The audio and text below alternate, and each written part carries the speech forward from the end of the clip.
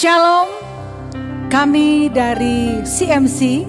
Saat ini kami bersama-sama dengan Ketua Sinode CMC, Reverend Dr. Gunadi Gunawan akan mempersembahkan ibadah. Tuhan Yesus memberkati kita semua. Shalom.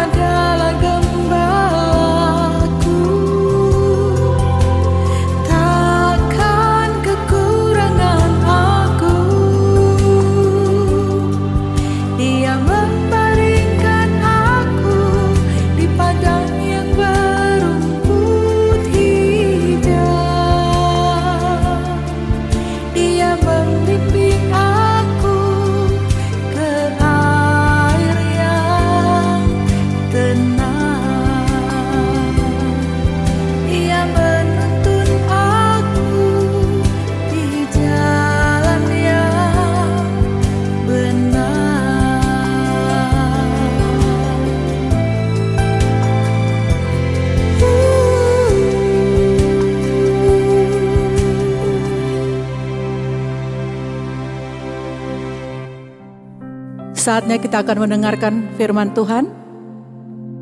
Dan sebelum kita mendengarkan firman Tuhan, kita akan berdoa terlebih dahulu. Bapa yang baik, Engkau adalah Allah yang luar biasa. Pada saat ini Engkau memakai ketum kami Sinode, kami CMC, untuk memberitakan firman-Mu yang akan dibawakan oleh hamba-Mu, Reverend Dr. Gunadi Gunawan. Kami yakin percaya Tuhan Engkau memakai hamba-Mu ini dengan luar biasa. Kiranya kasih dan anugerah-Mu, cinta-Mu terus ada di tengah-tengah CMC kami. Di dalam nama Tuhan Yesus Kristus. Mari sama-sama kita mendengarkan firman. Haleluya. Kami persilakan. Shalom, Bapak Ibu Saudara yang kasih dalam Kristus. Tema hari ini adalah Leadership and Church Growth, pertumbuhan gereja dan kepemimpinan. Maju atau mundurnya sebuah gereja tergantung kepada pemimpinnya atau gembala sidangnya. Oleh karena itu, peranan gembala sidang sangat penting. Hari ini saya akan membahas tentang 4 kepemimpinan level gembala sidang untuk pertumbuhan gereja. Kita baca dari Mazmur 1 ayat 1-3. Berbahagialah orang yang tidak berjalan menurut nasihat orang fasik, yang tidak berdiri di jalan orang berdosa, dan yang tidak duduk dalam kumpulan pencemooh, tetapi yang kesukaannya ialah Taurat Tuhan, dan yang merenungkan Taurat itu siang dan malam. Ia seperti pohon yang ditanam di tepi aliran air, yang menghasilkan buahnya pada musimnya, dan yang tidak layu daunnya, apa saja yang diperbuatnya berhasil. Di sini diceritakan bahwa ada beberapa kepemimpinan ya. Jadi kalau ada mempunyai strategi kepemimpinan sesuai Alkitab ini, maka akan berhasil apa saja yang diperbuatnya saudara yang kasih dalam Kristus.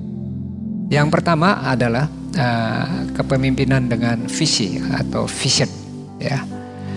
Visi adalah gambaran masa depan yang belum kita lihat, tapi sudah ditentukan mulai dari sekarang, saudara. Jadi kepemimpinan visioner adalah selalu melihat visi ke depan dan mengambil langkah-langkah untuk mewujudkannya. Ia menemukan apa saja potensi yang ada, ia melihat apa yang terjadi 10 tahun mendatang, dan ia menciptakan ide-ide brilian untuk mewujudkannya, saudara. Ya. Saudara yang kasih dalam Kristus, seorang pemimpin gembala sidang harus mempunyai visi.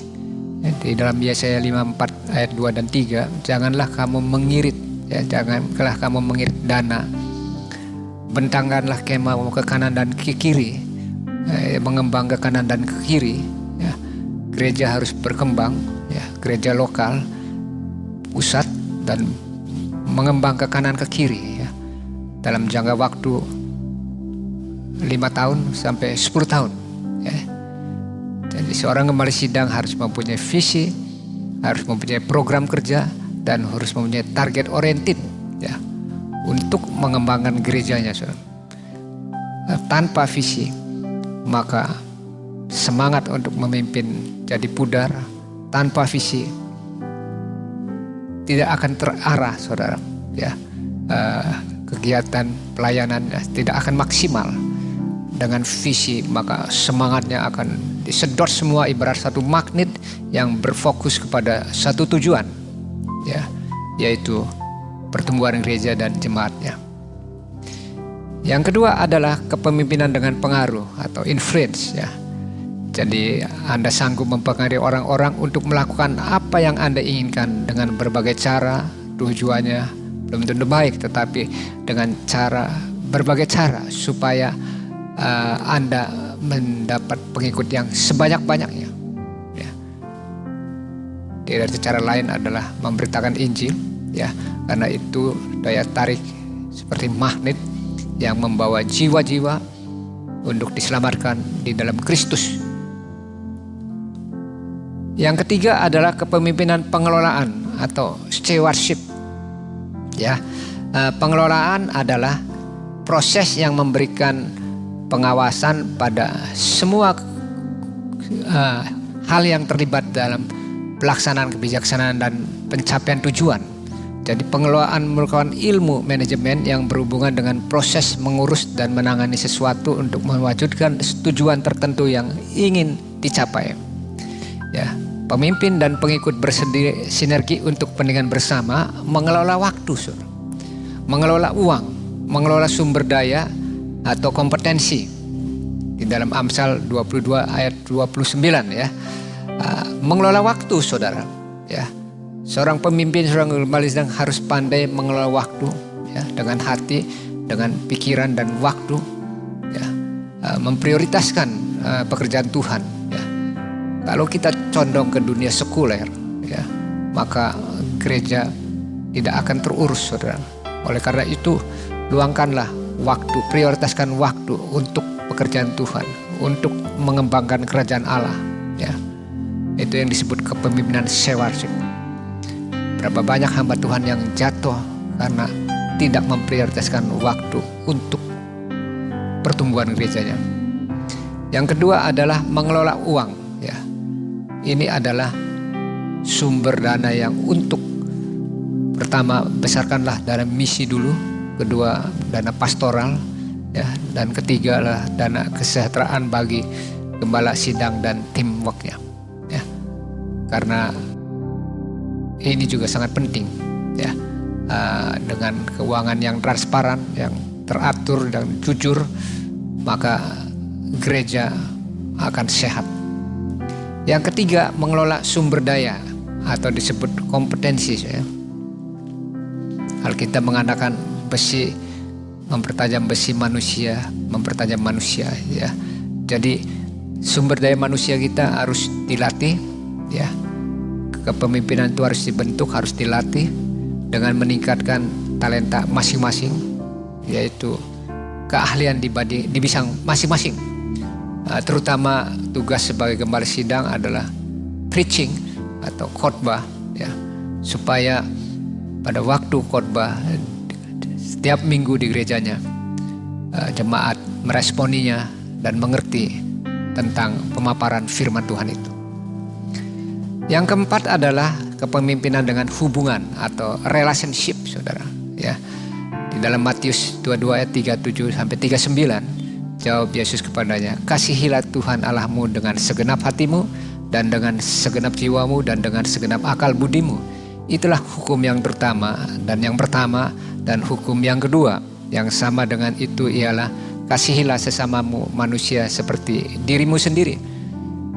Jadi kita mengasihi Tuhan vertikal dan mengasihi manusia horizontal. Ini yang disebut relationship, saudara. Ya. Di dalam Yohanes 10 ayat 27 sampai 28. Domba-dombaku mendengarkan suaraku dan aku mengenal mereka dan mereka mengikut aku dan aku memberikan hidup yang kekal kepada mereka dan mereka pasti tidak akan binasa sampai selama-lamanya dan seorang pun tidak akan merebut mereka dari tanganku. Jadi relationship itu disebut perjanjian atau di dalam bahasa Inggrisnya disebut MOU, ya, Memory of Understanding, saudara. Ya, perjanjian antara Tuhan dengan manusia. Ya. Di sini disebut domba-dombaku yang mendengarkan suaraku, ya. Bagi orang yang percaya di dalam Kristus mendengar suaraku, mendengar firman Tuhan Kristus dan mereka mengikut Kristus, maka Kristus memberikan hidup yang kekal kepada mereka dan mereka pasti tidak akan binasa sampai selama-lamanya. Kedua belah pihak mengadakan perjanjian, covenant, saudara, ya, antara manusia dengan Tuhan. Di dalam pengertian tentang teologi covenant, ya, ada covenant yang sekuler, perjanjian yang dibuat antara dua pihak dengan berbagai persyaratan, tata cara dan konsekuensi yang ada di dalamnya antara sesama manusia, saudara. Perjanjian ini ada sanksinya, saudara. Kalau salah satu pihak tidak bisa memenuhi masing-masing, maka pihak yang lain boleh berhak menggugat di pengadilan, saudara, ya. Karena ini adalah perjanjian antara manusia dengan manusia. Tetapi kalau perjanjian antara manusia dengan Tuhan disebut teologi covenant, yaitu pemikiran teologi yang berdasar pada kenyataan perjanjian yang ditetapkan Allah sebagai pencipta dan pihak manusia sebagai ciptaan, atau ketaatan melakukan kehendak Allah dan Allah memberikan berkatnya, ya. Jadi ini tidak ada pengacara yang saling menggugat, kita tinggal taat melakukan kehendak Allah dan Allah memberikan berkatnya, saudara, ya. Jadi satu MOU, saudara. Bahkan di dalam Matius 7 ayat 21, bukan setiap orang yang berseru kepadaku, Tuhan, Tuhan, akan masuk ke dalam kerajaan sorga, melainkan dia yang melakukan kehendak Bapakku yang di sorga. Jadi ini bicara tentang upah di sorga juga, saudara ya. Jadi kita harus taat kepada kehendak Allah atau firman Tuhan, dan Allah memberikan berkatnya. Saudara yang kasih dalam Kristus, relationship yang kedua adalah bayi rohani dan dewasa rohani, saudara. Ya, bayi rohani adalah disebut dependence, ya, ketergantungan, kebutuhan pertolongan dari orang lain. Ya. Saudara lihat, semenjak bayi lahir itu sampai cukup dewasa, itu dia memerlukan selalu pertolongan dari orang lain, ya, di mentor orang lain, ya. Kalau enggak, dia masih lemah, saudara, bayi rohani. Nah, setelah dia tumbuh menjadi dewasa, maka beralih menjadi independence atau dewasa rohani, atau disebut mandiri. Seseorang dapat berdiri sendiri atau tidak tergantung kepada orang lain dengan mengambil inisiatif atau ide dan gagasan. Ya. Nah, mandiri adalah kemampuan mengatur tingkah laku yang ditandai kebebasan inisiatif, rasa percaya diri, ketegasan diri, serta tanggung jawab kepada diri sendiri dan orang lain. Itulah saudara. Ya, jadi ada bayi rohani dan dewasa rohani. Untuk membangun relationship dengan Tuhan, sebaiknya kita menuju kepada kedewasaan rohani, saudara. Ya, di dalam Efesus 4 ayat 13 sampai 14, sampai kita semua telah mencapai kesatuan iman dan pengetahuan yang benar tentang anak Allah, kedewasaan penuh dan tingkat pertumbuhan yang sesuai dengan kepenuhan Kristus. Sehingga kita bukan lagi anak-anak yang diombang-ambingkan oleh rupa-rupa angin pengajaran, oleh permainan palsu manusia dalam kelicikan mereka yang menyesatkan. Itulah saudara yang sekalian dalam Kristus. Di dunia ini tidak ada manusia yang sempurna, ya, gereja yang sempurna, saudara. Ya, yang ada adalah kita menuju kedewasaan, ya, kedewasaan rohani, sehingga kita tidak seperti bayi rohani yang mudah, ya, diombang-ambingkan oleh rupa-rupa angin pengajaran palsu. Saya akan memberikan ilustrasi apa sih bayi rohani itu. Seperti orang yang sedang sakit lumpuh, saudara. Ya, jadi secara fisik sakit lumpuh, tapi saya akan memberikan ilustrasi lumpuh dalam bidang ekonomi, lumpuh bidang keuangan, lumpuh bidang rohani, saudara. Nah, itu yang disebut lumpuh, saudara. Itu yang disebut masih bayi rohani. Di dalam Kisah Para Rasul 3 ayat 1-11, pada satu hari menjelang waktu sembahyang, yaitu pukul 3 petang, naiklah Petrus dan Yohanes ke bait Allah. Di situ ada seorang laki-laki yang lumpuh sejak lahirnya sehingga ia harus diusung. Inilah orang yang lumpuh itu tidak bisa berbuat apa-apa. Ya, dia diusung oleh 4 orang. Tiap-tiap hari orang itu diletakkan dekat pintu gerbang bait Allah yang bernama Gerbang Indah untuk meminta sedekah, mengemis-ngemis, saudara. Bayangkan, ya. Jadi kalau saudara masih dari kriteria bayi rohani, itu lumpuh, ya, meminta-minta sedekah kepada orang yang masuk ke dalam bait Allah. Ya. Ketika orang itu melihat bahwa Petrus dan Yohanes hendak masuk ke bait Allah, ia minta sedekah. Mereka menatap dia dan Petrus berkata, "Lihatlah kepada kami." Lalu orang itu menatap mereka dengan harapan akan mendapat sesuatu dari mereka. Tetapi Petrus berkata, "Emas dan perak tidak ada padaku, tetapi apa yang kupunyai kuberikan kepadamu. Demi nama Yesus Kristus orang Nazaret itu, berjalanlah." Lalu ia memegang tangan kanan orang itu dan membantu dia berdiri. Seketika itu juga kuatlah kaki dan mata kaki orang itu. Ia melonjak berdiri lalu berjalan kemari dan mengikuti mereka ke dalam bait Allah, berjalan dan melompat-lompat serta memuji Allah. Ya, memuji Allah, ya. Setelah mengalami kesembuhan, melompat-lompat dan memuji Allah. Seluruh rakyat itu melihat dia berjalan sambil memuji Allah. Lalu mereka mengenal dia sebagai orang yang biasanya duduk meminta sedekah di gerbang indah bait Allah, sehingga mereka takjub dan tercengang tentang apa yang telah terjadi padanya. Karena orang itu tetap mengikuti Petrus dan Yohanes, maka seluruh orang banyak yang sangat keheranan itu datang mengerumuni mereka di serambi yang disebut serambi Salomo. Jadi setelah orang itu disembuhkan, Setelah Anda sadar bayi rohani disembuhkan menjadi dewasa rohani, maka saudara harus bersaksi, saudara. Ya. Orang-orang itu bersaksi, saudara. Dia mengikut Petrus yang telah menyembuhkan dia. Kemana-mana dia mengabarkan tentang kesembuhannya. Itulah, saudara, tugas seorang kedewasaan rohani. Ya. Dia bangkit dari kelumpuhannya. Dia melupakan masa lalunya yang selalu meminta-minta, yang selalu minta sedekah, yang selalu dependensi bayi rohani. Kebutuhannya selalu minta pertolongan dari orang lain. Tetapi ketika saudara sadar, saudara lahir baru, saudara dipulihkan dengan kuasa darah Kristus, saudara menjadi Kristen dewasa, dewasa rohani, maka saudara bukan lagi meminta, tapi saudara memberi, bahkan menjadi saksi bagi Kristus. Ya. Di dalam Matius 16 ayat 18, dan aku pun berkata kepadamu, engkau adalah Petrus, dan di atas batu karang ini aku akan mendirikan jemaatku, dan alam maut tidak akan menguasainya. Saudara. Ya. Yesus berjanji, jikalau kamu bersama-sama untuk membangun sebuah jemaat, sebuah gereja, ya, maka alam maut tidak dapat menguasai lagi. Jadi kabar baik bagi komsel, kelompok sel, dan persekutuan doa yang beribadah rutin setiap minggu, yang berminat mendapat legal standing Sinode CMC.